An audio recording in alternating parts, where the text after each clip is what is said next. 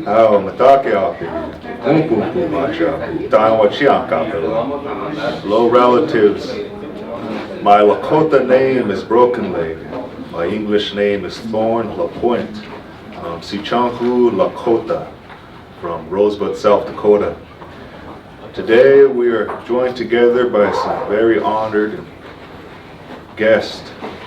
Today's theme, the panel is Indigenous Water Justice, Global Collaboration and Dismantling Water Colonialism. At this time I would like to go down, no particular order. Maybe we'll start from the left. And I'll ask you to introduce yourself in the way you see fit, and I want to know what brought you to the United Nations Permanent Forum on Indigenous Issues 22nd session this year. So we can start now. My name is Wakinyan LaPointe. I've been attending the United Nations Permanent Forum on Indigenous Issues since 2014. And in 2016, RTYA and partners, Indigenous Peoples and Youth, announced the Minikiwakan Indigenous Water Decade. And with that, an MKW summit to bring together Indigenous peoples to look upstream for Indigenous-led water innovations that could present the most difference for the future of water in all life. And at this time, we're here at the 22nd session of the UNPFII, building collaboration, building conversations, and identifying innovations to bring back with us to the 2023 MKW Summit occurring August 15th through the 17th.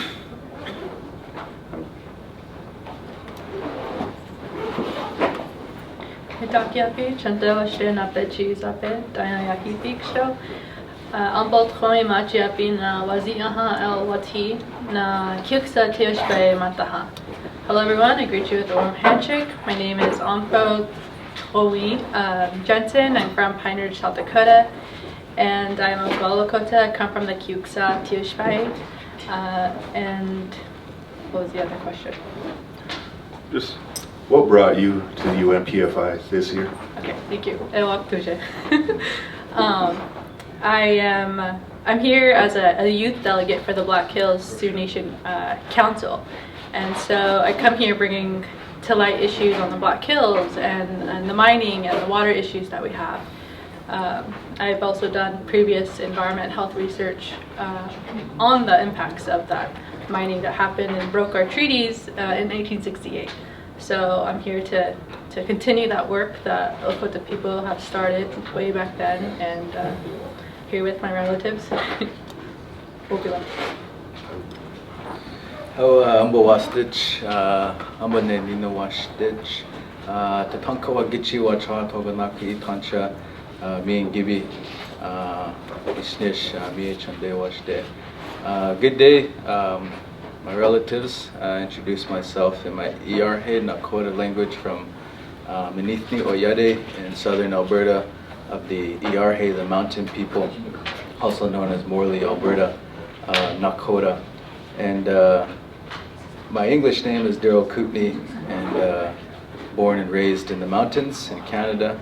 And today I'm here at the United Nations Permanent Forum, a part of the Nakoda Youth Council, an organization, a grassroots youth movement that has been a part of a journey of bringing more and more Nakoda youth, but expanding that to other youth in our territory to come to the Permanent Forum and learn about the UN mechanisms and processes, and to help bring that knowledge and experience that they receive here in relation to their rights as Indigenous peoples and to the land, and bringing that home to generate and develop ideas that we can act upon in our local community.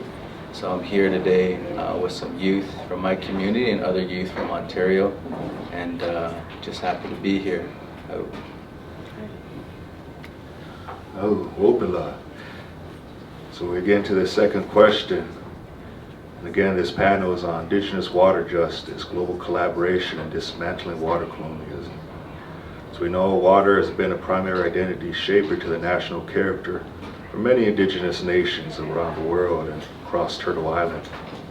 So this question we go into is, at the UN Permanent Forum on Indigenous Issues. What types of opportunities for water and land rights have you noticed for Indigenous peoples and youth? Again, at the UNPFII, what types of opportunities for water and land rights have you noticed for Indigenous peoples and youth? And in no particular order, whoever wants to take up this question.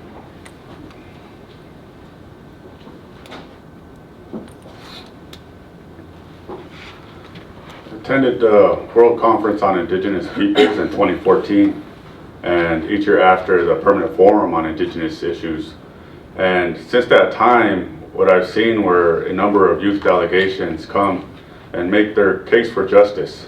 And as a youth at that time, I always thought, you know, what can Indigenous youth here do together to develop programs of action? What types of innovations can they co-develop to bring about the best possible future for land rights and water rights of Indigenous peoples? And one of the things that I noticed was the need to ground a lot of the conversations that happen on a global level at the local and grassroots level in our communities. And so in our effort to develop the MKW Indigenous Water Decade, you know, we brought together partner organizations, learned that there were many Indigenous peoples as individuals and organizations leading Indigenous water initiatives across research, water infrastructure, policy, cultural programming, and other social and political efforts to advance Indigenous water rights. And oftentimes, like within the UN system, we come here and there's often a lack of opportunities to close the isolation or the silos that these efforts might exist within. So then we see a need to bridge this Indigenous water map, these Indigenous water initiatives, to learn from each other, to see what we're doing together, to see what possibilities will then arise from that collective conversation. And since then, in the MKW Summit, we produced MKW Summit reports for each year that details and outlines a number of those collective innovations that were designed by Indigenous peoples and youth. And yet, we're at a point when we're realizing that many of these innovations, unlike the Western world, do not have the funding, do not have the support needed to carry them out fully. And in the Western world, what we see as a result of water colonialism are these Western and colonial water institutions that rose to prominence off Indigenous water theft. And so that's one of the sort of pinnacle realizations there that I'm seeing in some of my research as I look at global water institutions that continue to exclude Indigenous peoples and youth at all levels within organizations. And oftentimes when they produce reports, we're always a footnote. Indigenous youth are a footnote. And oftentimes their input is collected mainly for the reasons that are extractive, that mine Indigenous mines for the purposes of building the Western water paradigm and building Western institutions up. So the opportunities that I then see here are great, that Indigenous water justice and co-governance opportunities and innovations can then have a lot of space that have yet to be explored together. And we can do that together and make the best possible difference for the future of water at this time. And I don't see a need to wait for anyone's approval or to wait for any institutions. I see a need now for Indigenous peoples or youth together to put their minds together and see what innovations will surface, and then to do our best to carry those forward. And I think as these conversations grow, we'll see greater and greater opportunities from that generative movement that we develop together. So I'll say that much right now. Thank you. All right, Wopila. And again, the question is, what types of opportunities for water and land rights have you noticed for Indigenous peoples and youth here at the UNPFII?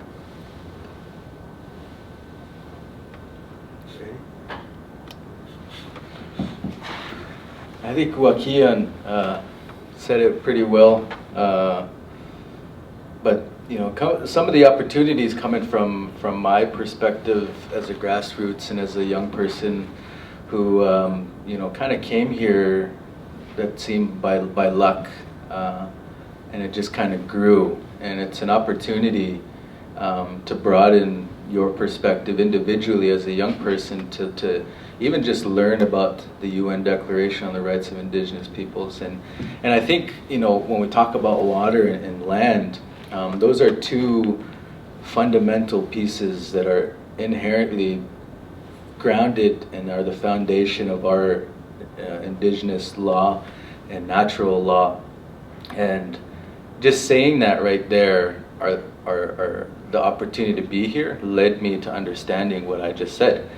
And broadening and deepening that understanding leads to how can you contribute to that movement, to that fight, to protecting Inamakoche, Makushin and Kushin, Grandmother Earth or Mother Earth, to protecting Miniwaka, the sacred water.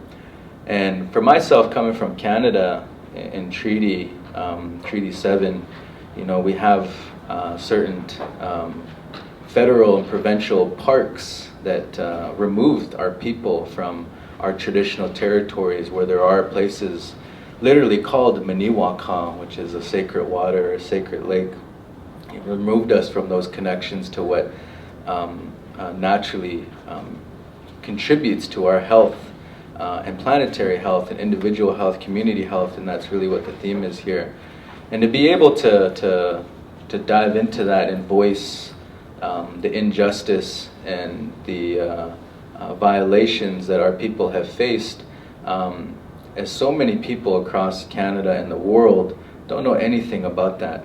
And the history around, you know, many places where our sacred sites on the land are on water that contribute to water, the history behind all of that, a lot of people, the general public, the general population have no idea some of the creation stories and connections that we carry to those places.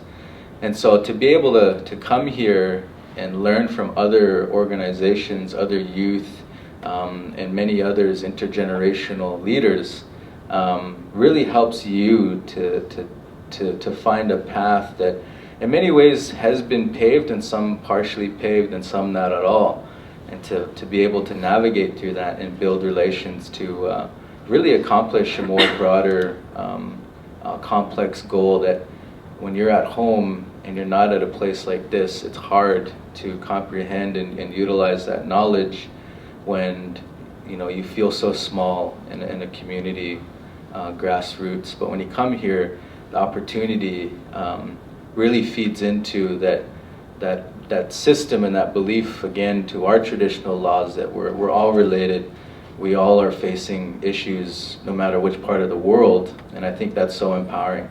And that opportunity to work together and build relations for me to then bring home and utilize them there, but also utilizing them nationally with other Indigenous organizations or communities and across the globe, to me, are those kinds of opportunities. So it's really a very complex, but it's also, you know, when we remember those natural laws and our traditional principles and values, that really helps us to translate some of the knowledge and information that's being given into a way that young people and youth can utilize it. And to me, that's a bit of the possibilities and opportunities that I see come here that relates a lot to education.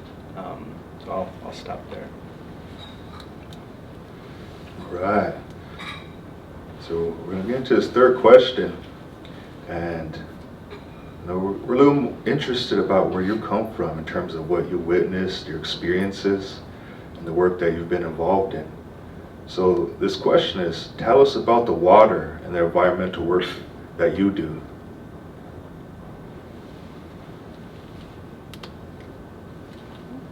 Is it turning on? Oh. Yeah, this is a really important question because, you know, for a lot of us up here, the power is in our people and in our communities. And that's really what brought us here.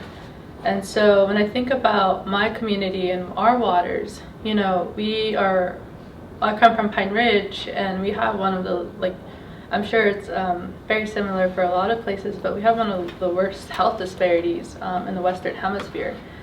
And so for me, my work started in trying to identify the source of those health disparities, and it's in our environment, and it's in the violation of our rights. And so with this work, what I do and what I have done is conduct water research, trying to find that source of where these contaminants and toxins are affecting our people. You know, on the reservation today, there was a report in 2020 that mercury in our public drinking waters is 8 times over the accepted EPA limit, and that's unacceptable, right? And so because of that, and I strongly moved by our ancestors and, you know, the laws and the treaties that they built for us, because they had that vision. We talk about climate crisis solutions. They had that vision 200 years ago. All of our treaties protect our lands, they protect our waters, and then they protect us because of that. And so a lot of it is all interconnected, and that's who we are as people, is seeing that interconnection and honoring that interconnection. And so when I think of my community, I think, you know, our lives depend on it. And voicing those concerns, you know, advocacy for us started with prayer. And now we're out here advocating in a different, in a way beyond that, or not beyond that, but to others. And so it starts with talking about it. It starts with understanding the interconnection, how it's all related, and it's really, you know, planetary health is really what Indigenous people have always done. That was always our concern. And so it's, yeah, that's how it's all connected. And it's really what drives me to be here and to voice those concerns. And also just to learn, you know, learn about these processes, like relatives here who are passing that along, that makes a difference, you know, investing in others and youth and learning how to successfully advocate is really important. So that's Hacha too. Oh. And again, the question was, tell us more about the water environmental work that you do where you're from. Yeah, I think I kind of answered a little bit of that in the last question. But you know, what I really want to share is that, you know, each territory across the country and across the world, we as Indigenous peoples, as Anpo said, you know, we have these connections to the land and to the territory that ultimately defines who we are and where we come from, and therefore the solutions in each territory will be different. And I think water really is that one area that I think many of the issues are very similar, but also at the same time the answers to those problems show up differently. And so in my territory, in the mountains, the Rocky Mountains,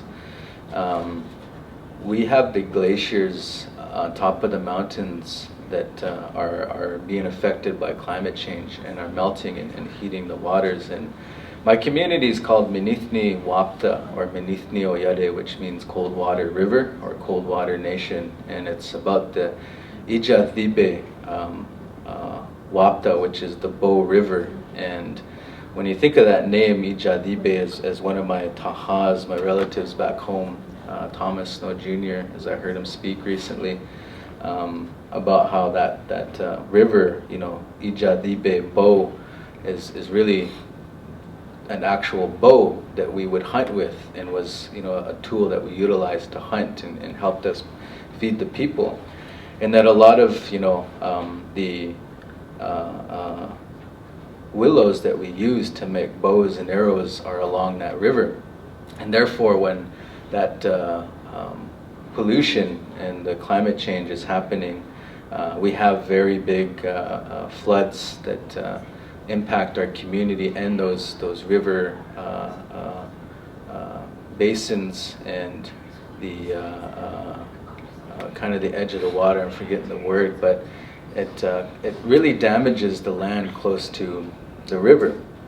And that affects us in that way, meaning our tool that helps us to feed our people is then, being at jeopardy of loss, or is on the verge of losing that resource that really helped our community. And another kind of more modern, issue in our area is really related to jurisdiction, where we have these federal and provincial parks, but then also municipalities along the river, because our river, Ijadibe Wapta, or Bow River, really comes from one mountain that's upstream, and it comes down into what they call now the Bow Valley, which is that same river, and it feeds into the city now known as Calgary, where I flew out of to come here. And a lot of that journey from that top of the mountain to the big city, there's all these jurisdictional boundaries, and each jurisdictional boundary has a policy and a set of rules and regulations that they follow to help govern their water resources. And our reservation is right in the middle of that. And so one person or one jurisdiction can implement policy and regulations to help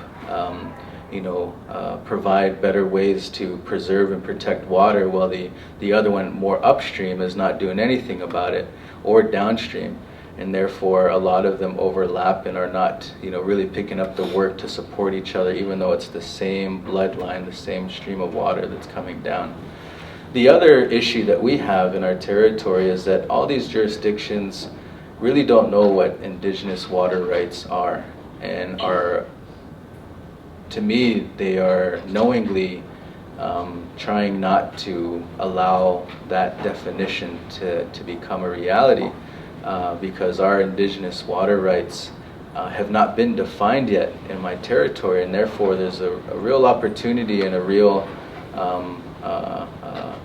process that we have to then define it very clearly, to allow more protection, preservation, and conservation of water going downstream. Because to be honest, that water from the glaciers, it's not like more than 50% of that water is actually going north, and we don't get a lot in the Saskatchewan River Basin, where my community is. And so to me, those are probably one of the biggest water issues in our community and in the environment. Again, really relate to what Anpo was saying with cultural awareness and understanding cultural connection to the land, because we've been removed from a lot of the places like mineral water that are sacred sites for us, that have stories of healing and protection, and that our youth ultimately feel the effects of that, because they're being robbed of that history and that information on how we're connected to this land, and really is that medicine that they need to understand that belongs to them, and we need to protect it together. Whereas the society we grew up in, it's almost that's a protected area, and you need a pass to go in there and enjoy a tourist experience, where our people, have a different story, and it wasn't a tourist location, that it was actually a sacred site. So we're kind of battling these many multi-layers of water, land and water issues that are both, related to jurisdiction and law, but also, impacting our cultural knowledge systems and helping our young people and community understand that. So those are, again, a bit of, from my territory, some of the complex layers that we have to deal with and actually understand, first of all, how those work and how they're affecting our community.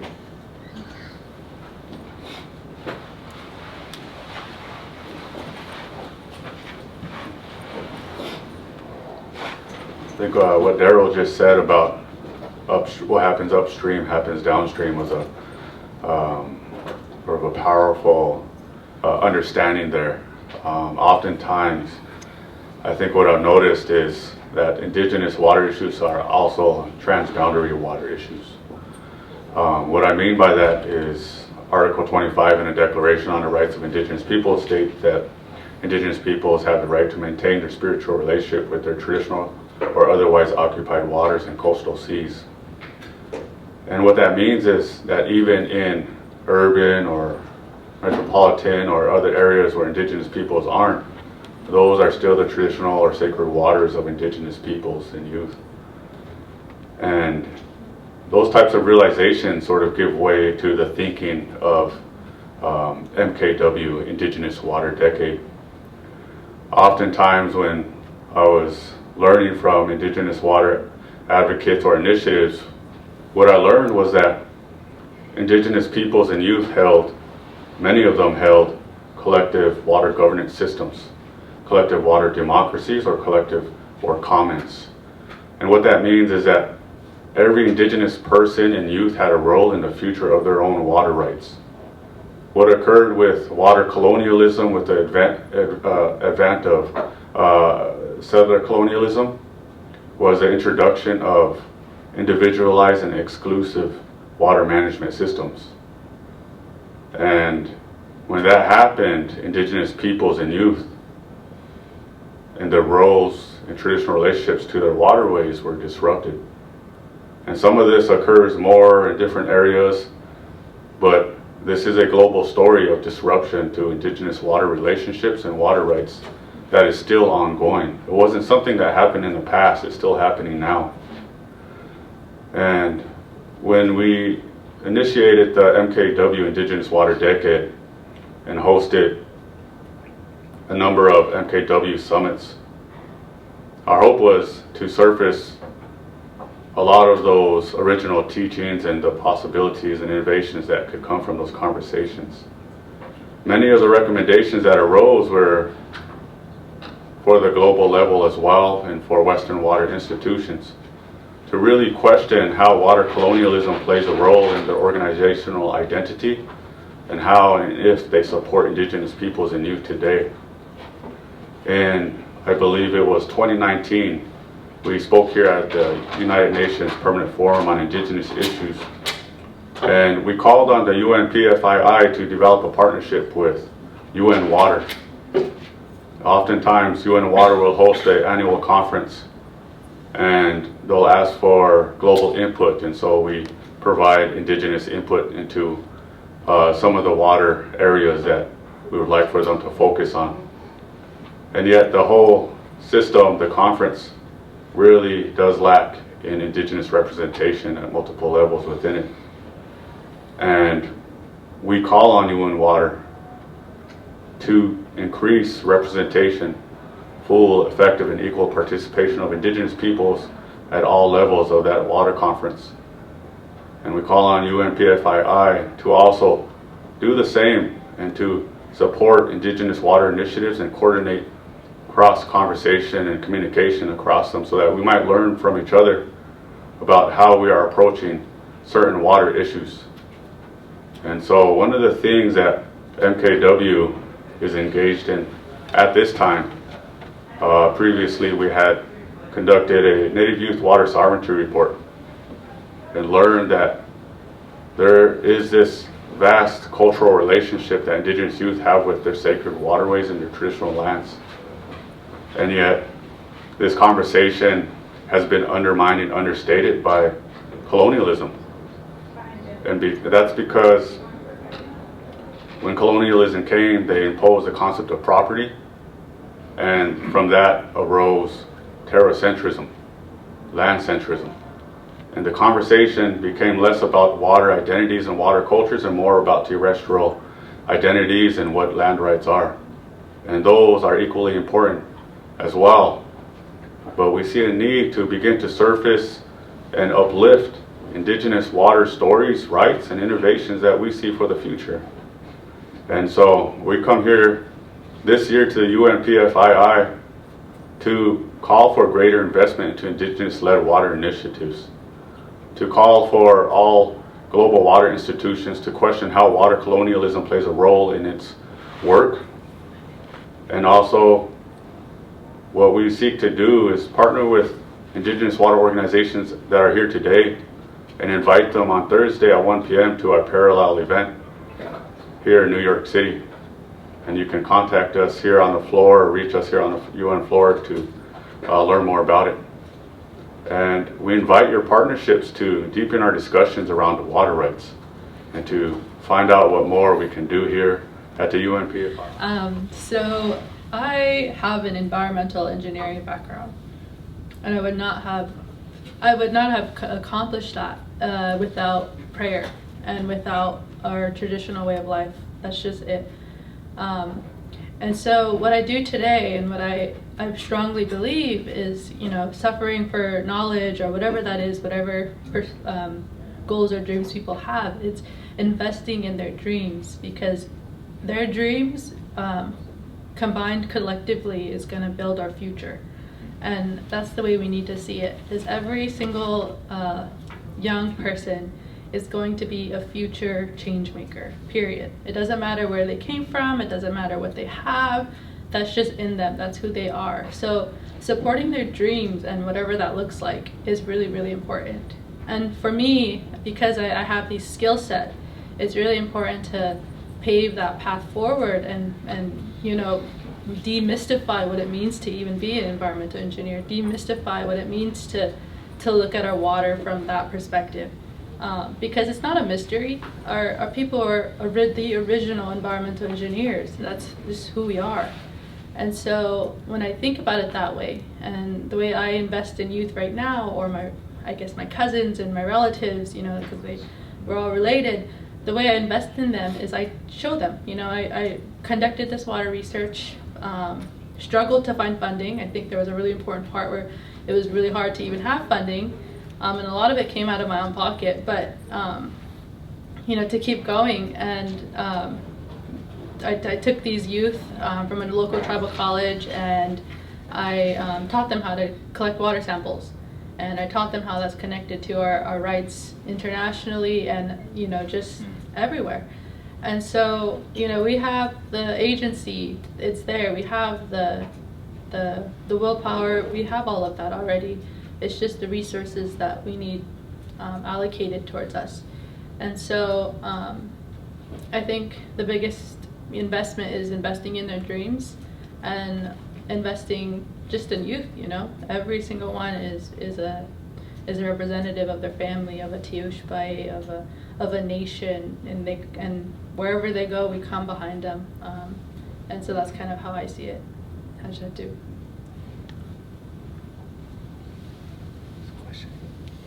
Let me bring you back. The question is thinking about future generations. In what powerful ways can Indigenous water movements involve Indigenous youth? Yeah, I think this question can be very different in many different levels, and for me, as Anpo said, thinking about the community and how much that traditional knowledge plays a role in our lives, and that connection to the land and to water. And for me, my first reactions and steps are, I think creating projects and programs where youth get to work directly with water, as Anpo said, with the samples. But also, at a younger age, just going on water, with canoeing, and then allowing those traditional stories to come alive in relation to like how our people used to travel in canoes. I remember hearing stories of my ina, my grandma, who made a type of boat out of birch bark from our community, and today we don't make those anymore. And to hear stories about a relative doing that makes me think, about our connection to water and how that role can really help shape my identity.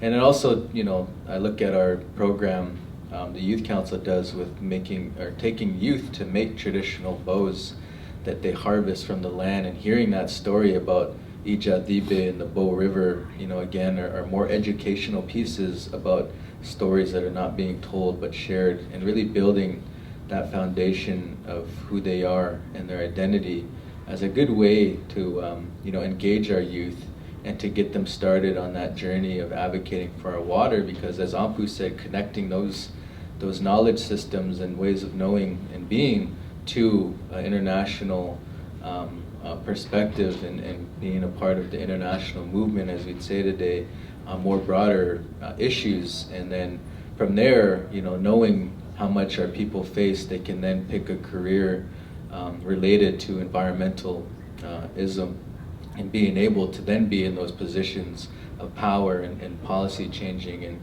and ultimately redirecting that funding stream to where we can continue to educate and empower our young people to then be change makers, which they rightfully have, but we're just not doing today because of those colonial systems that, again, are constantly pushing our people down. And so to me, that's one way to go into it. And again, seeing and investing in our young people, as Anpo said today, to me is probably the biggest thing to do, because they can be a lawyer, they can be a doctor, they can be scientists, and they can be in those positions to make even more change, as we're trying to do now, as we're overcoming what they call intergenerational trauma, or trauma that was put onto our people by boarding schools or residential schools. And I believe our generation that are sitting here today, we have a bit of that in us, but it's the generation after that might not have some of those trauma components in their lives that just allow them to dream more and think bigger more and pursue more and allow more support as a family, as a Dagunchaye or to Yoshbaye, and be able to really be in that position to help. It really goes into that family system, which is a whole nother topic in itself, but I'll stop there and yeah. Oh.